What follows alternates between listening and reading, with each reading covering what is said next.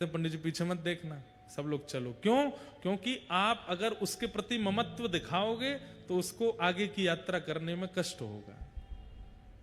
इसलिए भले ही रोते हैं, भले ही भावुक होते हैं, फिर भी अपने हृदय को कठोर करके, कोई व्यक्ति देखता नहीं, रोने वालों को शांत किया जाता, मत रो। क्यों? उसको कष्ट होगा। पर ये तो संसार का नियम है, हमने इतना उसको अपना मान लिया है कि फिर उसके प्रति रोते हैं। इसलिए भैया हरि नाम, हम आप सब लोग ठाकुर जी को कब देख पाएंगे ये इसका कोई पता नहीं है। हाँ, हम इतना ही देख सकते हैं कि नाथद्वारा में श्री जी बाबा को देख लें, वृंदावन में राधा वल्लभ जी, राधा रमण जी, बिहारी जी को देख लें, जयपुर में गोविंद देव जी को देख लें, यही हमारे ठाकुर हैं। प्रत्यक्ष चलते फिरते ठाकुर जी इस कलिकाल में हमें दिखेंगे, इसका कोई पता नहीं है। हमारे पास केवल उनका नाम है, बस उस नाम का आश्रय ले लीजिए। नाम एक क्षण के लिए भी आप उसका त्याग मत करो, वही परम सत्य है। उसी परम सत्य नाम को यहां पर प्रणाम किया गया। सत्यम परम धीमहि, हम नाम को वंदन करते हैं। जिस नाम के सहारे, जिस नाम के आश्रय से प्रहलाद ने भगवत प्राप्ति की, मीरा ने भगवत प्राप्ति की, सूरदास ने भगवत प्राप्ति की, कुम्मन दास ने भगवत प्राप्ति की, वही नाम हमारा आश्रय है। नाम और मंत्र ये दो अलग है। गुरु प्रदत्त मंत्र जो है, मंत्र क्या है? मंत्र परहेज है और नाम औषधि है। बहुत ध्यान से सुनिएगा। मंत्र परहेज है और नाम औषधि है। कई बार आप गुरु आश्रित होने के बाद मंत्र का त्याग कर देते हैं नाम के आश्रय में आने के बाद, कि अब तो नाम ही चल रहा है। औषधि लेते रहेंगे, परहेज नहीं करेंगे तो भी रोग ठीक नहीं होगा, परहेज तो करना पड़ेगा। इसलिए गुरु प्रदत्त जो मंत्र होते हैं, या फिर वैदिक परंपरा से आपको जो मंत्र प्राप्त हैं, जैसे कि ओम नमो भगवते वासुदेवाय, द्वादशाक्षर मंत्र है, या गायत्री मंत्र है। गायत्री मंत्र माइक पर नहीं बोलते, ऊंचे स्वर में नहीं बोलते। या फिर हमारे श्री वैष्णव परंपरा में जो रामानुज परंपरा के यहां बैठे हैं, उनको अष्टाक्षर मंत्र मिला है, कई लोगों को गोपाल मंत्र मिला है। ये मंत्र की विशेषता आपको जाननी पड़ेगी। वो परहेज है। नाम अलग करते रहिए, मंत्र का भी आश्रय लेते रहिए। मंत्र और नाम दोनों साथ में करेंगे तो परहेज औषधि दोनों होंगी, रोग नष्ट भी होगा, और रोग नष्ट होते ही आपको स्वस्थता रूपी श्री कृष्ण की प्राप्ति हो जाएगी। नाम क्या है? भगवान का नाम परम सत्य है। वो नाम ही नामी को प्रकट कराता है, इसलिए उस नाम को ही हम परम सत्य कह करके उसको प्रणाम करते हैं। धर्म प्रोजित कैतवोत्र परमो निर्मत्सराणां सताम् वैद्यं वास्तवमत्र वस्तु शिवदम् तापत्रयोन्मूलनम्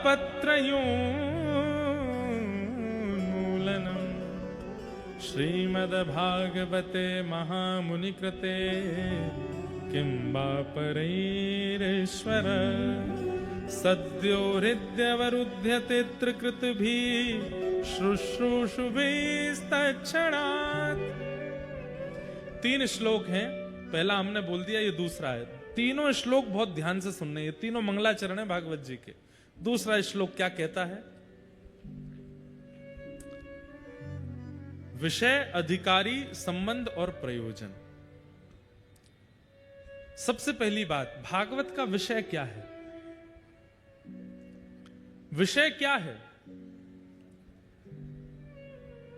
जैसे आप कोई भी थेरेपी कराते हैं डॉक्टर के पास जाकर के, उसका एक आप पूछते हैं इसको कराने से होगा क्या, ऐसे ही भागवत सुनने से होगा क्या, उसका विषय क्या है? बहुत ध्यान से सुनिएगा। कई लोग सोचते हैं हमारे जीवन के सारे पाप नष्ट हो जाएंगे कथा सुनने से। कई लोग सोचते हैं पितरों को मुक्ति प्राप्त हो जाएगी कथा सुनने से।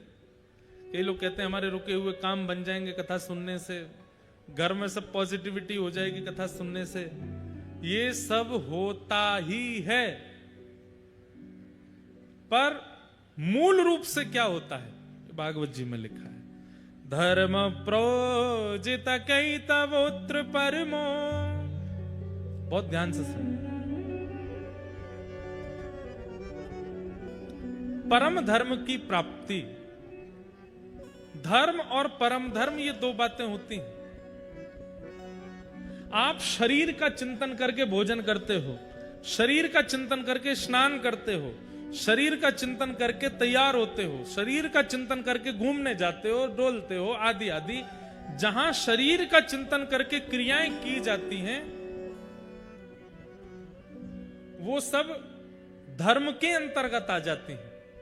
थोड़ा वायलन कम कर लो भैया। वो सब धर्म के अंतर्गत आती हैं। मुझे सुबह 4 बजे उठना है, धर्म है।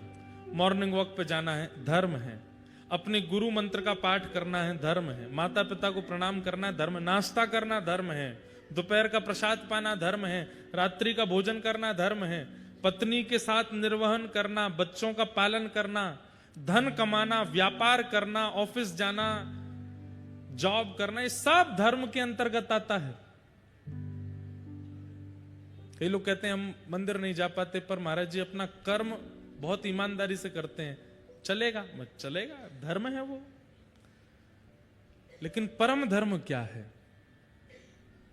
बहुत ध्यान से सुनो। जिस दिन बैठे बैठे चिंतन होने लगे कि इस देह की भरपाई करते जा रहे हैं हम, जीवन निकल रहा है हमारा, पर इस देह के अंदर एक सूक्ष्म जीवात्मा है।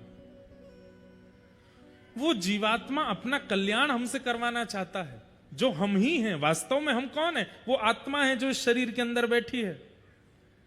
उस आत्मा का मुझे उद्धार करना है, उस जीवात्मा का मुझे कल्याण करना है। और इस विचारधारा से जब आप जीवन जीने लग जाएंगे तो वो परम धर्म कहलाएगा। समझ में आवे बात तो ही ताली बजाओ, नहीं तो नहीं बजानी है। सुनो, अभी सुन लो। अभी बाउंसर गई है, अभी देता हूं। अभी ऊपर से निकल गई है बात। आपके सामने अभी मन कर गया कि कचौड़ी खानी है मुझे। ये आत्मा ने नहीं बोला है, ये किसने बोला है? देह ने बोला है। देह कह रहा है कचौड़ी खानी। आप कचौड़ी खाने चले गए, खा के आहा आनंद आ गया, वाह क्या सब्जी थी, चटनी थी, आनंद आ गया, स्वाद मिल गया, बढ़िया मजे आ गए। ये देह का सुख है। मुझे इतने रुपए तो कमाने ही है, कोटा में एक बंगला बनाना है, ऐसा करना है, वैसा करना है, ये गाड़ी लेनी है। ये कौन सोच रहा है? ये देह सोच रहा है, आत्मा नहीं। लेकिन एक दिन मन में विचार आया, सब कुछ है पास में या कुछ भी नहीं है पास में। लेकिन मन में आया कि भाई सब खा लिया, सब कमा लिया, सब कुछ कर लिया, चित्त को शांति से नहीं मिल रही। चलो क्या आधी रात में चलो गिरिराज जी की परिक्रमा लगाने जा रहे हैं। अब देह को सुख नहीं है गिरिराज जी की परिक्रमा में, शरीर को बिल्कुल सुख नहीं मिलता। जो लोग गिरिराज जी की परिक्रमा लगाते हैं नियमित रूप से, उनसे पूछो, जब प्रारंभ होती है तब बड़ा आनंद आता है, वाह चल रहे हैं महाराज, चलते चलते चलते चलते आधी हो जाती, भैया कितनी और बची है अभी तो भैया आधी भैया, अभी तो बड़ी परिक्रमा पूरी, अब छोटी और है अभी, चलो छोटी में। हे गिरिराज धरण, हे गोवर्धन नाथ, हे हमारे श्री राधा रानी, जल्दी पूरी कराओ। अंतिम पड़ाव 3 किलोमीटर। हे भगवान, ये 3 के 300 मीटर क्यों नहीं हो गए? ये 3 किलोमीटर कितने भारी पड़ते। शरीर को सुख नहीं है परिक्रमा में। क्यों? क्योंकि शरीर को तो पीड़ा होती है, शरीर को तो छाले पड़ते हैं, शरीर तो थकता है, शरीर तो वहां परेशान होता है, शरीर की अनुकूलता नहीं होती परिक्रमा में। दौड़ते हारते जैसे तैसे, बस ये पहुंच गए, जैसे ही पहुंचे, जय हो हे गिरिराज बाबा, अब लंबे आमेंगे, 6 महीना बाद आमेंगे, अब तो है गई बस। क्यों? शरीर। लेकिन परिक्रमा पूरी होते ही एक अद्भुत सुख का अनुभव होता है। वो सुख शरीर को नहीं होता, शरीर तो पीड़ा में है, वो आत्मा को होता है। वही परम धर्म है, वो परम धर्म कहलाता है। चलो ये तो मैंने कहीं दूसरी बात बताई, एक प्रैक्टिकल बात बताता हूं। कथा में आना ये धर्म नहीं है। शरीर की अगर मानोगे तो शरीर क्या बोलेगा, अरे YouTube पे आ रही है लाइव, चल के जाओ, फिर वहां पर रजिस्ट्रेशन करवाओ, फिर पास मिलेगा, फिर उसके बाद बैठो। अच्छे ब्याज जी हैं, 2 बजे बुला लेते हैं, उसमें हम 5 बजे आते हैं, वहां बैठे रहो चुपचाप। कभी भजन चल रहे हैं, कभी कुछ चल रहा है, कभी बैठे रहो, कभी कोई कहीं से उठ रहा है, कभी कोई कहीं से प्यास लगे तो फिर बाहर जाओ, फिर अंदर आने के लिए मगजमारी करो, हे भाई मेरी जगह पे तू कैसे बैठा। इतनी हड़कम शरीर कहता जान दे सबको, यहीं बैठे रहो। ये रजिस्ट्रेशन पता है क्यों हो रहे हैं? जो वास्तव में शरीर धर्म में रहते होंगे वो आएंगे ही नहीं। मैं सोचेंगे कहा करना वहां जाके, यहीं घर पे ही सुन लेंगे, यूट्यूब पे आ ही रही है कथा। लेकिन जिनके हृदय का परम धर्म बोलता है वो रह नहीं पाते। कहते भाई रजिस्ट्रेशन करवाना पड़ेगा, पास लेनी पड़ेगी, मगजमारी करनी पड़ेगी, 1 बजे जाके बैठना पड़ेगा, तभी आगे जगह मिलेगी। बैठेंगे लेकिन जाएंगे। 1 बजे से लेकर 6 बजे तक प्रतीक्षा करेंगे, 6:30 तक प्रतीक्षा करेंगे, 7:30 तक प्रतीक्षा करेंगे। किसके लिए? कि व्यासपीठ पर व्यास जी बैठ करके जब अपने शब्द सुनाने प्रारंभ करेंगे, क्या मिल रहा है आपको? कुछ भी तो नहीं। कोई कचौड़ी तो फेंकना रहो ऊपर से, रसगुल्ला तो लुटाना रहो। काय को बैठे हो इतने आराम से, इतने ध्यान से, इतने धैर्य पूर्वक, इतने आनंद में? जब मैं यहाँ प्रवेश करा मुझे जो डर लग रही थी, मैं 2-4 तो यूं गुर्रा मेंगे। बढ़िया आए व्यास जी, इतनी देर लगा दी। हम पायलट से कहे मैंने जल्दी उड़ाए दो यार। वो महाराज जितनी स्पीड है उतनी तो चलूंगा मैं।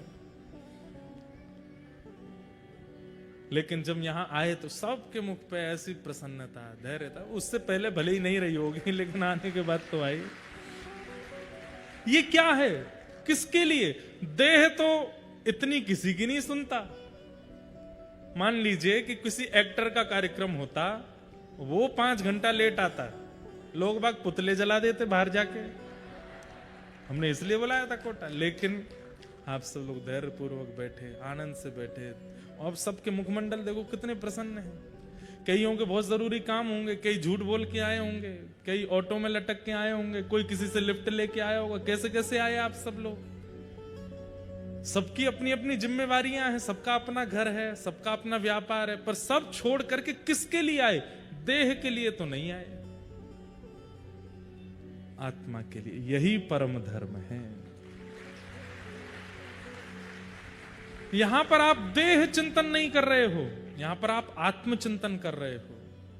यहां पर बस वो शब्द जो यहां प्रकट हो रहे हैं, वो कीर्तन जो यहां प्रकट हो रहा है, वो लीलाएं कथाएं जो यहां प्रकट हो रही हैं, वो देह को सुख नहीं दे रही हैं, वो चित्त को सुख दे रही हैं, वो आत्मा को सुख दे रही हैं। यही परम धर्म है। और भागवत जी का यही उद्देश्य है कि सुनने वाला व्यक्ति एक स्थिति में आकर के देह के अभिमान का त्याग करके अपने आत्मचिंतन का विचार करे और आत्मचिंतन की क्रियाओं में लग जाए, फिर वही करे जिससे आत्मा को सुख मिले। यही भागवत का मूल विषय है। मीराबाई कहती हैं, मैं तो गोविंद रा गुण गासूं, राणा जी रूठे तो मने काय करसी। अरे आप कहती हैं कि राणा रूठता है, राजा रूठता है, आपका देवर आपके ऊपर विष पहुंचाता है, कभी शेर को पीछे छोड़ देता है, कभी आपको मरवाने के षड्यंत्र करता है। अरे इससे अच्छा तो नाम गाना छोड़ दो। अरे नाम गाना छोड़ दूं? एक व्यक्ति रूठेगा, एक व्यक्ति नाराज होगा, इसके लिए मैं नाम छोड़ दूंगी?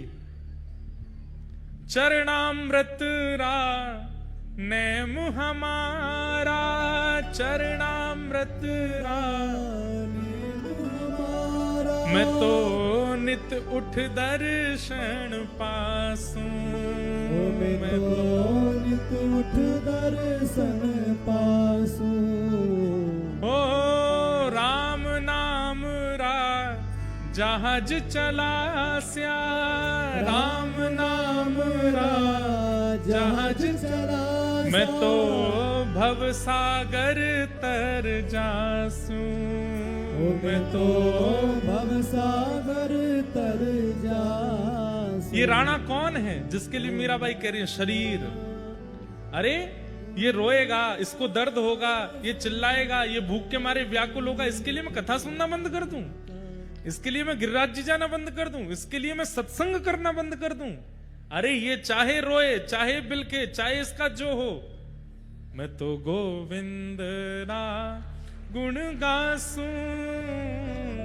राणा जी रूठे तो मने काय करसी, मैं तो गोविंद ना गुण गासूं, राणा जी रूठे तो मने काय करसी। इसे कहते हैं परम धर्म, जहां देह की चिंता नहीं करते आप, शरीर की चिंता नहीं करते, अपने आत्मा का चिंतन और उस आत्मा के कल्याण का चिंतन आपको व्याकुल करता है।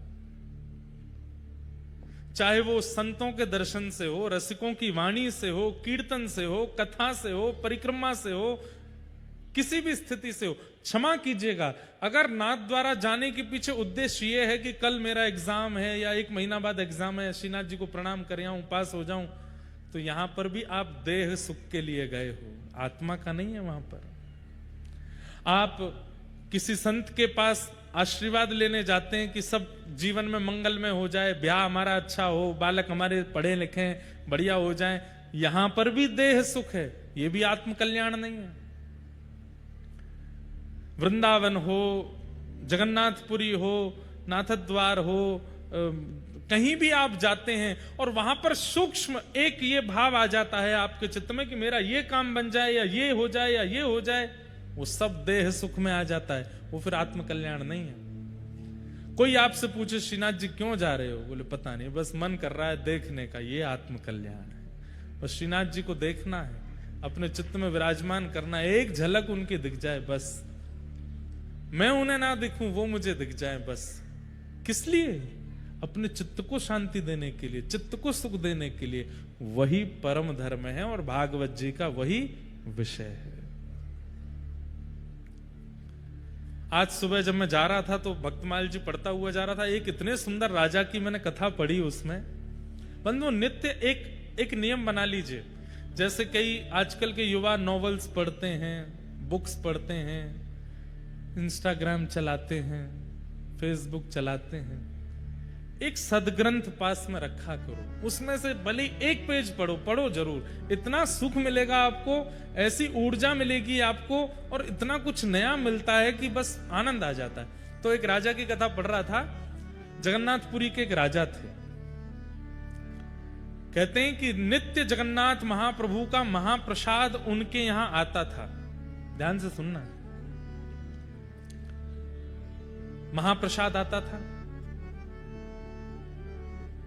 और राजा जगन्नाथ जी से इतना प्रेम करते थे कि प्रेम से महाप्रसाद आते ही पहले दंडवत प्रणाम करते थे प्रसाद को और फिर उसको स्वीकार करते थे। बंधु, एक आपको हम नियम बता दें, चाहे एकादशी हो, चाहे आपका कोई भी व्रत हो, किसी भी तीर्थ का यदि प्रसाद घर आता है तो प्रसाद के प्रति नियम कैसा होना चाहिए? मान लीजिए कि कोई प्रसाद लेके आया, कहीं का भी प्रसाद लेकर के जैसे ही आवे, सबसे पहले तो प्रसाद को प्रणाम करो, और प्रणाम करके तुरंत, चाहे आपके लाख करोड़ काम चल रहे हैं, सबसे पहले प्रसाद का डिब्बा खोल करके थोड़ा ही सही ले करके अपने मुख में डाल लीजिए। चाहे एकादशी है, चाहे कुछ है, उसके प्रति अन्न बुद्धि मत रखो, उसको पाओ तुरंत। शास्त्रों में कहते हैं, आपने कहा अच्छा प्रसाद रख दीजिए, थोड़ी देर में पाऊंगा, अगले क्षण प्राण निकल गए तो नहीं पा पाओगे, अगले क्षण का भरोसा है। जैसे ही प्रसाद दिखे तो दौड़ करके जाना चाहिए, बोले पहले पवा दो, कहीं मेरे प्राण निकल रहे हो, उससे पहले जगन्नाथ जी मेरे भीतर चले जाएं। प्रसाद का मतलब जिस तीर्थ का प्रसाद आया वो तीर्थ के ठाकुर जी ही आए हैं प्रसाद में बैठ के, उनको तुरंत स्वीकार करना चाहिए।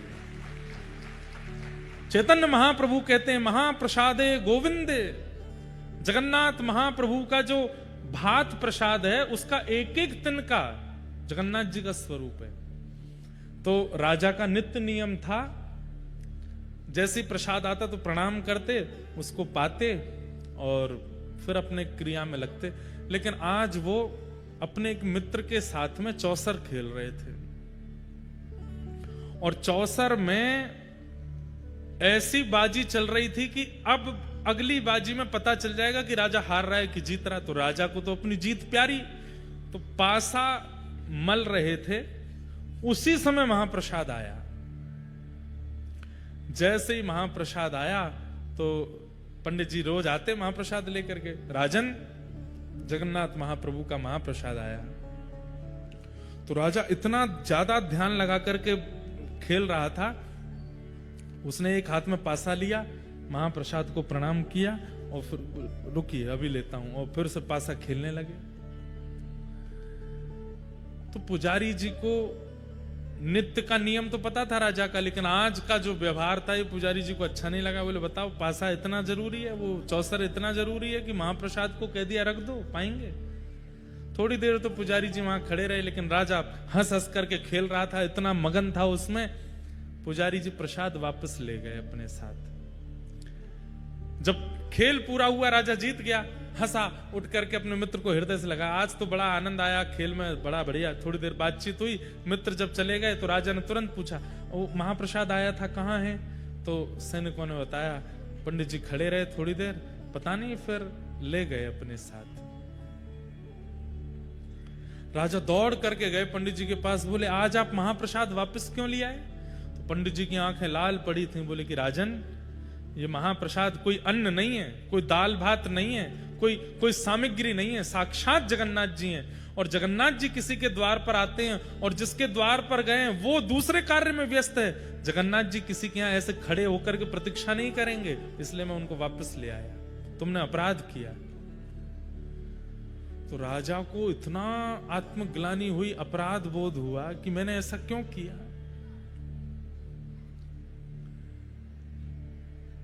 तो राजा ने, अब 2-3 दिन हो गए, प्रसाद पावे नहीं, सोवे नहीं, उसको आत्मग्लानि हो रही है।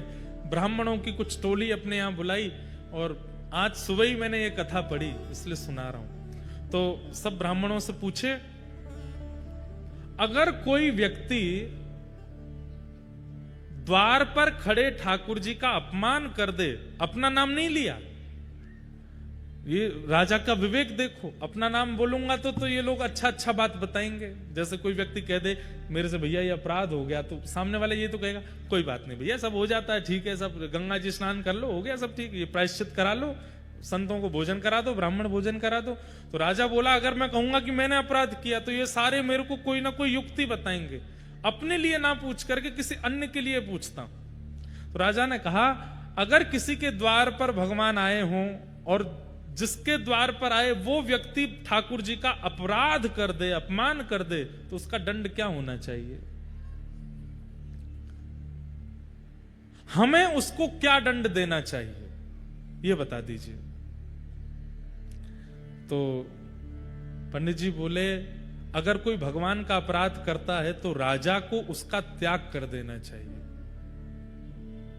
चाहे वो प्रजा में से हो, चाहे परिवार में से हो, कोई भी हो। ठाकुर जी का अपराध करने वाले को राजा को एक ही दंड देना चाहिए, क्या? उसका त्याग करो। राजा बोले ठीक है, अब आप जा सकते हैं। अब राजा मन में क्या विचार कर रहे हैं, मैंने इस हाथ से अपराध किया, अब मैं इस हाथ का त्याग करूंगा, इसको कटवाऊंगा मैं। कैसे कटवाऊं? स्वयं तो काट नहीं पाऊंगा, अपने हाथ को कैसे काटूंगा? किसी और से कहूंगा तो कोई काटेगा नहीं। तो राजा ने क्या युक्ति बनाई, मतलब देखिए कैसी भगवत परायणता है राजा के चित्त में। 2-3 दिन से जानबूझ करके अपना चेहरा ऐसे बनाया कि बहुत चिंता में है।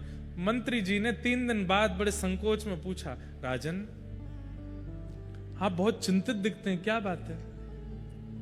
तो राजा ने कहा, मंत्री जी मैं तुम्हें बता रहा हूं, तुम किसी को मत बताना। बोले हाँ बताओ। रात में एक प्रेत मेरे कक्ष में आता है और उसका रूप स्वरूप नहीं दिखता, तो वो हल्ला करता है और खिड़की में से केवल अपना हाथ मुझे दिखाता है, और उसको देख करके मैं बहुत चिंतित होता हूं, भयभीत होता हूं, सामने आता नहीं है। उसकी मुझे बड़ी चिंता हो रही है, वो क्या करना चाह रहा है मैं समझ नहीं पा रहा। मंत्री बोले, आप इतनी सी बात, आप चिंता मत करिए। बोले तो हमारी कुल देवी हैं, उनका खड़ग मैं लेकर के आऊंगा, उस खड़ग की नित्य पूजा होती है, और उस खड़ग को लेकर के मैं आपके कक्ष में सो जाऊंगा। आज रात में जैसे ही वो प्रेत अपना हाथ दिखाएगा मैं उसका हाथ काट दूंगा। राजा बोले हाँ ठीक है, तुम ये काम कर देना। मंत्री जी नीचे सो गए। राजा चुपचाप उठ करके गए, बाहर जाकर के खिड़की में से हल्ला करके जैसे ही अपना हाथ अंदर किया, मंत्री जी ने खड़ग उठा करके हाथ काट दिया। रक्त की पिचकारी निकलने लगी, लेकिन राजा तो प्रेमाश्रुओं से रो रहा था, आनंद कर रहा था। मंत्री जी ने उठ करके देखा, बोले अरे ये कोई प्रेत नहीं, ये तो हमारे राजा साहब हैं। चरणों में गिर गया, बोले भगवान आपने ऐसा क्यों किया? तो बोले इस हाथ ने ठाकुर जी के प्रसाद का अपराध किया, इस हाथ का मैं कैसे अपने पास रख सकता हूं, इसलिए इसका त्याग करना था, इसलिए मैंने कटवा दिया। महाप्रभु जगन्नाथ मंदिर में खड़े खड़े व्याकुल हो गए राजा की इस दशा पर। तुरंत अपने पुजारी जी को कहा कि सुनो, अभी इसी वक्त उस राजा को लेकर के आओ। राजा के पास गए तो हाथ कटा हुआ है, मल्लम पट्टी लगा रखी थी। बोले ठाकुर जी ने स्वप्नादेश किया है, आपको बुलाया है मंदिर में। ठाकुर जी के सामने गए तो महाप्रभु जगन्नाथ जी अपनी ब्रह्म वेदी पर ऐसे झूम रहे थे। राजा बोले नाथ, आज मुझे लगता है कि मेरी सेवा पूर्ण हो गई। बोले क्यों? जैसे मेरे महाप्रभु के हाथ हैं, आज मेरा हाथ भी वैसा ही हो गया है। आपकी भुजा नहीं है, मेरी भी भुजा नहीं है, मैं भी वैसा ही हो गया हूं। लेकिन नाथ मैं आपको प्रणाम करता हूं। जैसे ही ठाकुर जी के सामने दंडवत किया, राजा का वह हाथ पुनः प्रकट हो गया। ठाकुर जी बोले मैं तुमसे बहुत प्रसन्न हूं, तुम्हारी इस भगवत परायणता पर मैं इतना प्रसन्न हूं। आज के बाद ऐसा कुछ मत करना, क्योंकि तुम्हारे चित्त में जो प्रेम मेरे प्रति है वो अद्भुत है। देह का चिंतन यदि व्यक्ति करता है तो धर्माधिकारी माना जा सकता है, लेकिन जब व्यक्ति अपने चित्त का चिंतन करता है और वो चित्त के कल्याण की भावना में सदा लगा रहता है, वही व्यक्ति परम धर्माधिकारी माना जाता है। और श्रीमद् भागवत यही करती है कि धर्म से उठा करके अब परम धर्म की ओर ले जाती है। ये भागवत का विषय है। कथा सुनने वाला व्यक्ति देहाभिमान से उठ जाता है और उसको चिंता होती है कि मेरे चित्त का कल्याण होना है, मेरी आत्मा का कल्याण होना, और इसके कल्याण के लिए मुझे कुछ करना पड़ेगा। भागवत का विषय। दूसरी बात, भागवत का अधिकारी कौन है? परम धर्म के मार्ग पर चलने के लिए कौन सा ऐसा व्यवहार है जो आपको अपने चित्त में लाना पड़ेगा? बहुत ध्यान से सुनना। चित्त में काम है, क्रोध है, लोभ है, आदि आदि दोष हैं, आलस्य है, क्रोध है, मोह है, रहने दो, कोई बात नहीं। इन सबके सहित भी आप परमाधिकारी बन सकते हो। लेकिन एक दोष ऐसा है, वो अगर आपके चित्त में है तो आप परम धर्म के मार्ग पर कभी नहीं आ पाओगे। मतलब परम धर्म मतलब भक्ति के पथ पर आप कभी नहीं आ पाओगे अगर ये दोष आपके अंदर है। तो कौन सा दोष? निर्मत सराणाम सताम, दूसरे की उपलब्धि से ईर्ष्या होना। ईर्ष्या का दोष यदि किसी के चित्त में है, वो ठाकुर जी का अधिकारी नहीं बन पाता। बंधुओं देखिए, काम, क्रोध, लोभ, अभिनिवेश, अहंता, ममता, चिंता आदि आदि जो दोष हैं, इन सब का पता हमको लगता रहता है और दूसरों से हम इस बात को शेयर भी कर लेते हैं कि मेरे अंदर क्रोध बहुत है, मेरे अंदर काम बहुत है, मेरे अंदर ये दोष बहुत है। लेकिन ईर्ष्या का दोष जो होता है, इसको हम सबसे छुपाते हैं। यहां पर बैठे हर व्यक्ति को किसी से ईर्ष्या होती है। उसकी बात होती है तो आप विचलित हो जाते हैं, उसकी बात मत करो मेरे सामने। उसके बारे में कुछ अच्छा सुन लेते हैं, अरे यार तुम क्या जानो, उसकी सच्चाई तो मुझे पता है, वो तो ऐसा है, वो तो ऐसा है, वो तो ऐसा है, 10 बातें बुरी बोल देते हैं। ये ईर्ष्या का जो दोष है ना, अगर ये आपके चित्त में है तो आप चाहे कितना भी नाम कर लो, कितना भी भजन कर लो, कितनी भी कथा सुन लो, कितना भी आप नियम कर लो, ठाकुर जी आपको कभी नहीं मिलेंगे। भैया, नाम का, कथा का, परिक्रमा का, जप का, नियम का फल क्या है? कि चित्त से ईर्ष्या खत्म हो जाए। अरे हम तो कहते हैं आज ही चिंतन करो, किसका नाम सुन के ईर्ष्या होती है, किस व्यक्ति की बातें सुनकर के ईर्ष्या होती है आपको। 7 दिन कथा सुनो और 7 दिन बाद उस व्यक्ति का फोटो देखना खोल के फोन में। अब ईर्ष्या नहीं हो रही, अब तो अच्छा सा लग रहा है, तो समझ जाओ कथा ने लाभ किया है, कथा ने फायदा कर दिया है। वो व्यक्ति सामने आकर के खड़ा हो जाए और आपके मन में आए यार जीवन भर में इसके अंदर दोष ही दिखता रहा, लेकिन इसमें भी दोष नहीं है, गुण ही है। समझाओ कथा, समझो कथा लगी आपको। लेकिन 7 दिन पहले जिसके प्रति जैसी भावना विचारधारा थी 7 दिन बाद भी वैसी ही रही है। इसका मतलब कथा का प्रभाव नहीं हुआ, नाम का प्रभाव नहीं हुआ, परिक्रमा का प्रभाव नहीं हुआ, जप का प्रभाव नहीं हुआ, यज्ञ अनुष्ठान का प्रभाव नहीं हुआ। हर कथा, हर परिक्रमा, हर दर्शन, जितनी बार नाथ द्वारा जाओ उतनी बार आपके अंदर परिवर्तन होना चाहिए, उतनी बार आप बदले बदले आने चाहिए लौट करके, तो आपका जाना अच्छा है। साल नहीं तो हफ्ता में 3 बार जाओ, कोई फायदा नहीं। वही बात है कि डॉक्टर के पास हर हफ्ते, हर महीने में 1 बार चेकअप कराने जाते हैं, पर ना तो कचौड़ी छोड़ रहे हैं, ना घी छोड़ रहे हैं, ना मलाई छोड़ रहे हैं, ना शुगर छोड़ रहे हैं, चकाचक पा रहे हैं धुआंधार। और फिर डॉक्टर को जाकर कह रहे हैं आंखों के आगे काला काला हो जाता, कुछ करो ठीक हो जाऊं मैं। डॉक्टर कहेगा तुम ये नियम तो करते नहीं। भाई डॉक्टर के पास जाओगे तो फिर उसके बाद में कुछ परिवर्तन आना चाहिए ना। और वो परिवर्तन कैसे आएगा?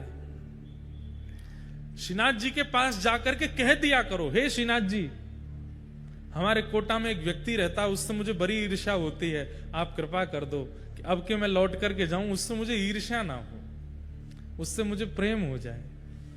अपने ईर्ष्यावान व्यक्ति के प्रति प्रेम की भिक्षा ठाकुर जी से मांगो, उससे मुझे प्रेम हो जाए ठाकुर जी, मैं उसके बारे में कभी गलत ना सोचूं। मेरे अंदर क्रोध बहुत बढ़ता जा रहा है, हे श्री जी बाबा कृपा करो मेरा क्रोध समाप्त कर दो, मुझे किसी की बात बुरी ना लगा करे, मैं सबसे अच्छे से रहा करूं, ऐसी कृपा कर दो। मेरे अंदर द्वेष बहुत आ गया है, मैं द्वेष का शिकार हो गया हूं, हे नाथ जी मुझे कृपा करो। आप ठाकुर जी के सामने जाकर के बोलेंगे, लौट करके जब आएंगे तो 0.1% ही सही पहले से दोष घटेगा। और दोष का घटना, दोष का समाप्त होना, यही कथा कीर्तन दर्शन परिक्रमा का फल है। जिस दिन दोष शून्य हो जाएंगे उसी दिन ठाकुर जी मिल जाएंगे। ठाकुर जी ने देख लियो कि अब चकाचक है गो, अब बढ़िया है गयो है, अब प्रिय हो गया है, अब इसके अंदर कोई दोष नहीं है, ठाकुर जी मिल जाएंगे।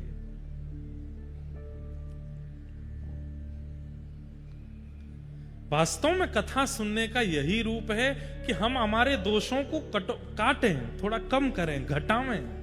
7 दिन के बाद भी कुछ नहीं बदला, वैसे कि वैसे ही रहे। पैसा अलग खर्च हुआ, समय अलग बर्बाद हुआ, मिला कुछ भी नहीं। इसलिए परिवर्तन की भावना से कथा सुना कीजिए। हम कथा कहते हैं, मैं अपनी प्रशंसा के रूप में नहीं कह रहा हूं, हर कथा में एक चीज से आगे निकल जाता हूं।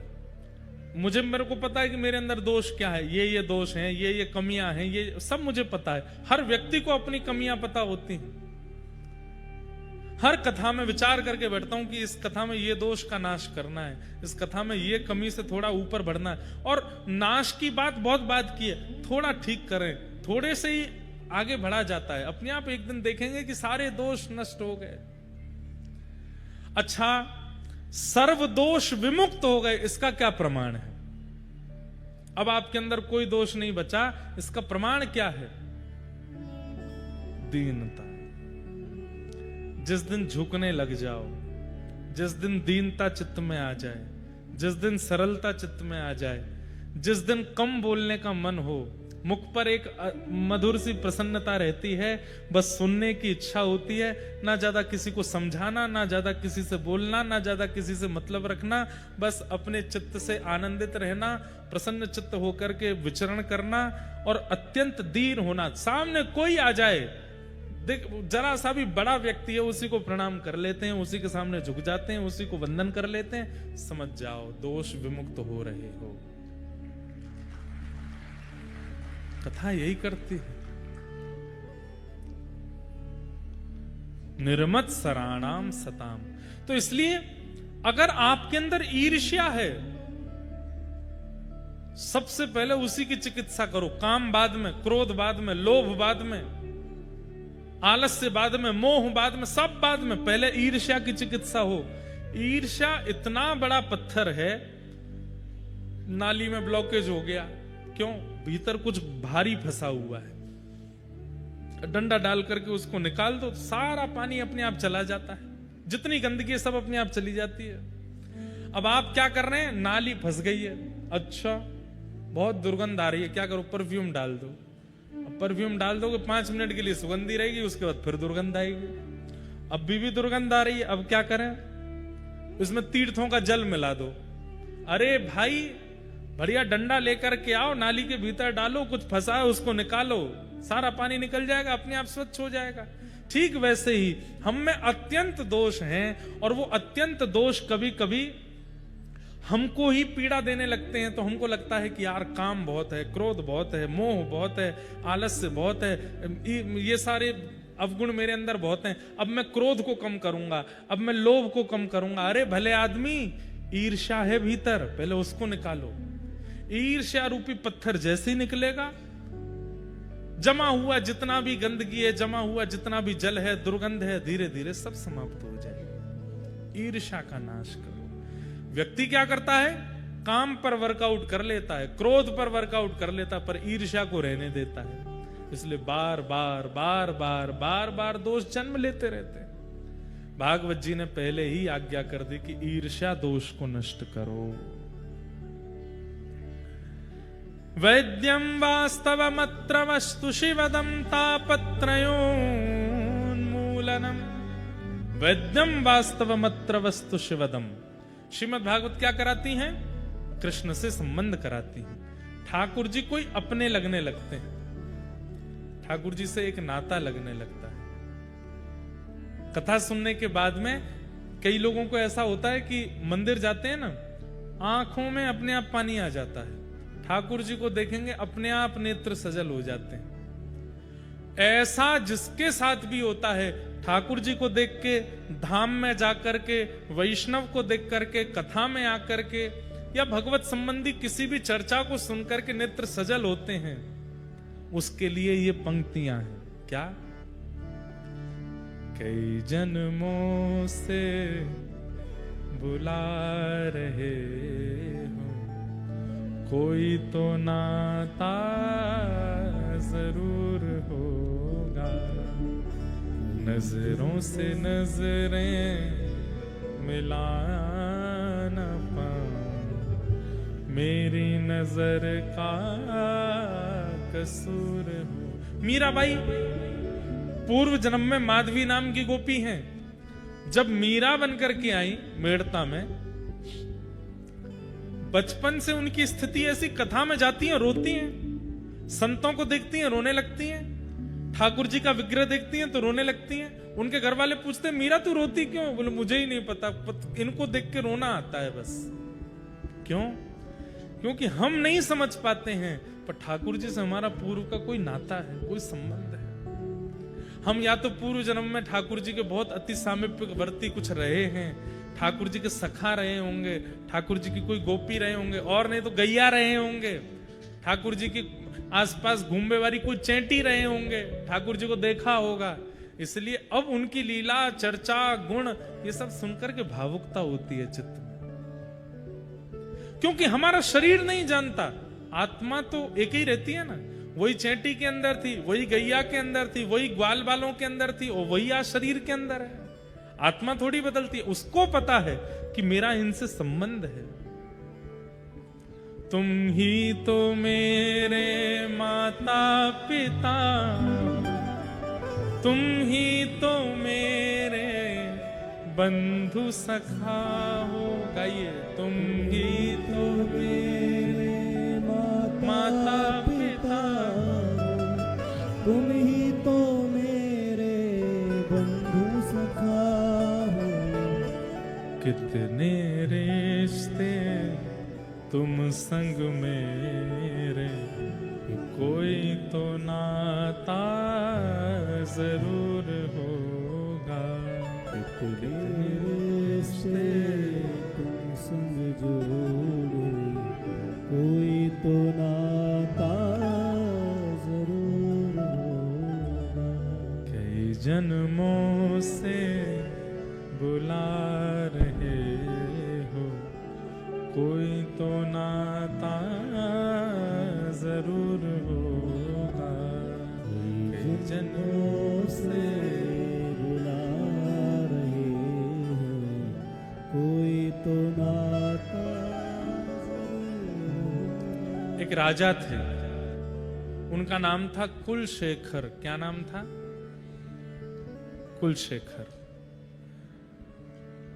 उनका नियम था कि वो राम कथा सुनते थे नित्य, पर राम कथा में सीता जी का हरण का प्रसंग जब भी आता था कथा में, उनकी आंखें लाल पड़ जाती थी, मुख लाल पड़ जाता था, और तलवार अपनी ढूंढने लगते थे, धनुष बाण कहां है ढूंढने लगते थे। तो पंडित जी समझ गए कि भाई इनके सामने सीता हरण की कथा नहीं कहनी है। तो पूरी राम कथा होती, लेकिन रावण ने सीता जी का हरण किया ये नहीं बोलते थे। वो उसके बदले कुछ बोल देते थे, सीता जी भटक गई, खो गई, लंका पहुंच गई, ऐसे कुछ कह देते थे। एक बार पंडित जी बीमार पड़ गए, उन्होंने अपना बेटा भेजा, बोले तुम कथा सुनाया और राजा को। अब उसको नहीं पता था कि इनके सामने रावण ने सीता जी का हरण किया, ये सुनाना नहीं है।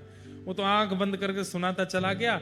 बोले कि महाराज, राम जी तो वन में मृग के पीछे दौड़े, दूर से राम स्वर सुनाई दिया तो लक्ष्मण जी भी दौड़े, लक्ष्मण रेखा बना करके चले गए। इतने में ही लंकापति रावण एक ऋषि का रूप धारण करके आया, भिक्षा मांगने लगा।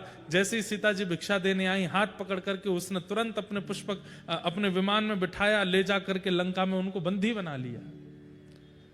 पूरी कथा सुना दी महाराज। राजा के तो आंखें लाल, मुख लाल, हाथ लाल, सब लाल पड़ गए। आज पहली बार उसने सुना था ये प्रसंग कि रावण ने सीता जी का हरण किया।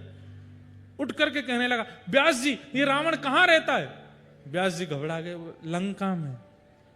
लंका कहां है? दक्षिण भारत में।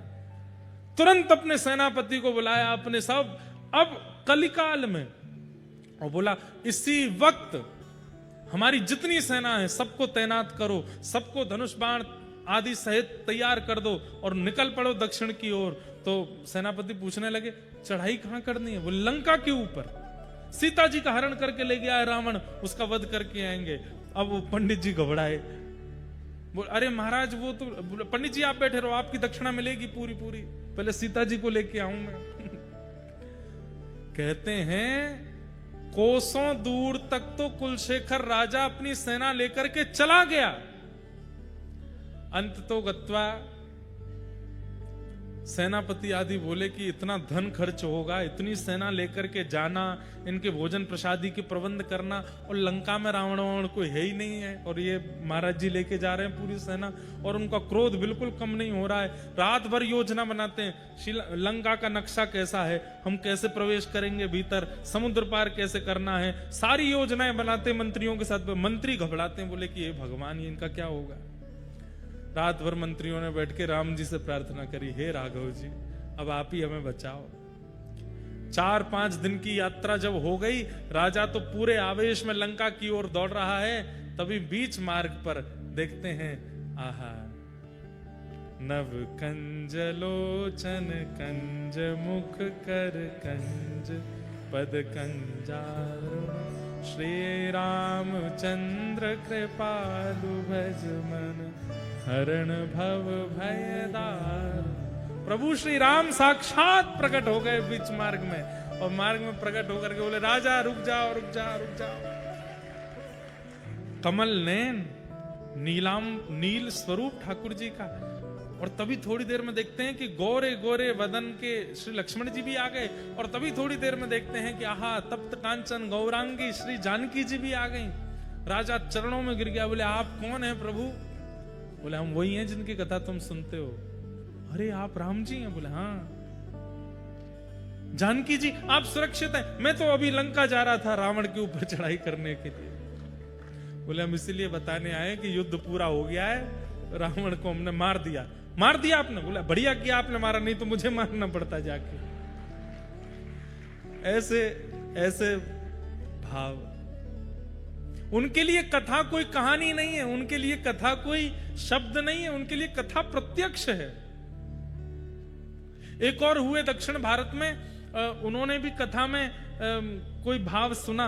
हाँ, विभीषण शरणागति। विभीषण शरणागति का जब भाव सुना तो उस भाव में यह आता है कि राम जी ने जैसे देखा कि विभीषण शरणागति के लिए आया है, तो राम जी बोले अच्छा इसको बैठाओ, मैं एक बार पूछ के आता हूं। तो हनुमान जी आदि को बुला करके राम जी पूछ रहे हैं कि इसको शरण में लूं कि नहीं लूं। इस बात को सुनकर के उठ के चला गया और इतना रोया नदी के तट पर जाकर के।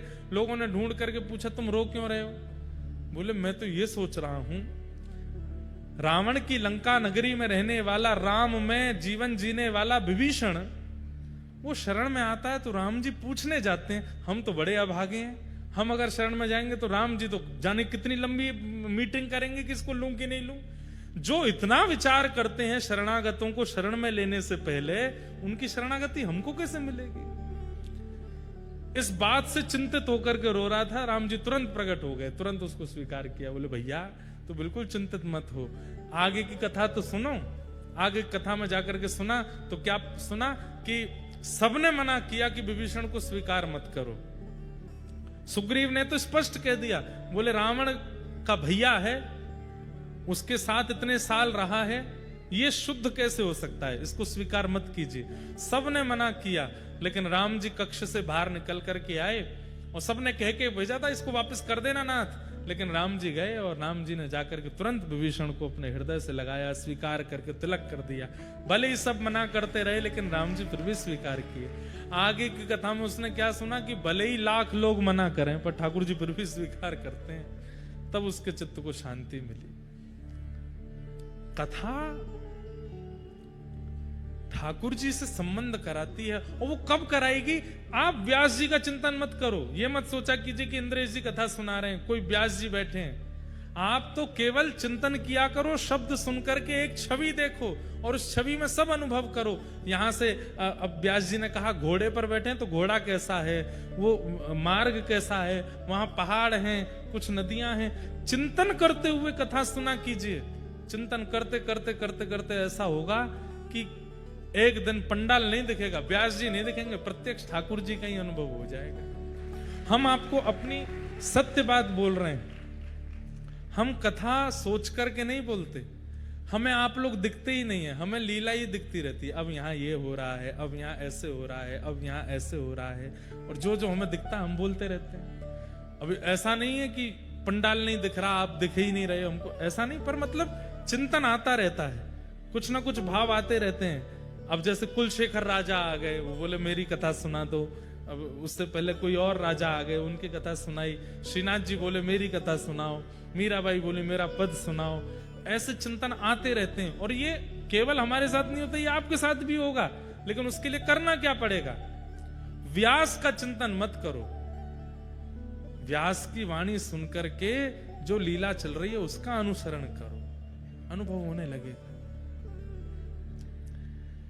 वैद्यम वास्तव मत्र वस्तु शिवदम, ठाकुर जी से संबंध कराती है श्रीमद् भागवत की कथा। तापत्रयोन्मूलनम, तीनों तापों का उन्मूलन करती है।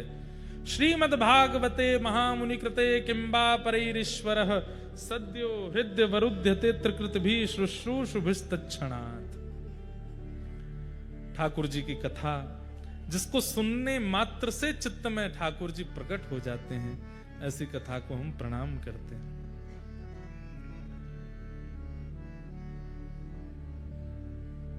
निगम कल्प तरोर गलितम फलम सुख मुखादमृत द्रव संयुतम पिबत भागवतम रसमालयम मुहुरहो रसिका भुवि भावुका। कथा सुनने मात्र से चित्त में ठाकुर जी विराजमान हो जाते हैं, चित्त में आकर के बैठ जाते हैं। श्रीमद् भागवत में इस बात को स्पष्ट रूप से कह दिया गया। बंधुओं, इन 7 दिनों में ठाकुर जी चित्त में विराजमान तो हो जाएंगे, पर असली दिनचर्या तो आपकी 8वें दिन से शुरू होगी, जिस दिन यहां कथा विश्राम हो जाएगी। घर पे आया मेहमान जितने दिन के लिए बोल के आया, उतने दिन में अगर चला जाए तो समझो खातिरदारी अच्छी नहीं हुई। लेकिन जितने दिन के लिए बोल के आया उससे अधिक रुक गया, समझो कि खातिरदारी हुई। या फिर जाते जाते रोने लगा तो समझो खातिरदारी बढ़िया हुई है। ठाकुर जी आपके चित्त में विराजमान तो हो गए कथा से, लेकिन वो सदा चित्त में स्थिर रहें, इसके लिए प्रयास आपको 7 दिन के बाद करना पड़ेगा। कथा तो हो जाएगी पूरी, पर वो ठाकुर जी चित्त से ना जाएं, ठाकुर जी सदा चित्त में रहने लगे।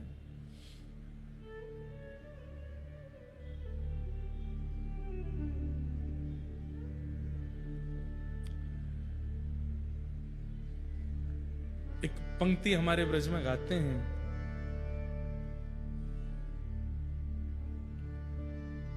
मन में बसे मेरे चोर प्रभु। मेरे मन में चोर हैं काम क्रोध लोभ मोह। मन में बसे मेरे चोर प्रभु, उनको निकालो। ये घर है प्रभु आपका, अधिकार जमा लो। मेरे प्रभु राधारमन, मेरा साथ निभाना। मेरे प्रभु राधारमन, मेरा साथ निभाना। ओ मेरे प्रभु राधा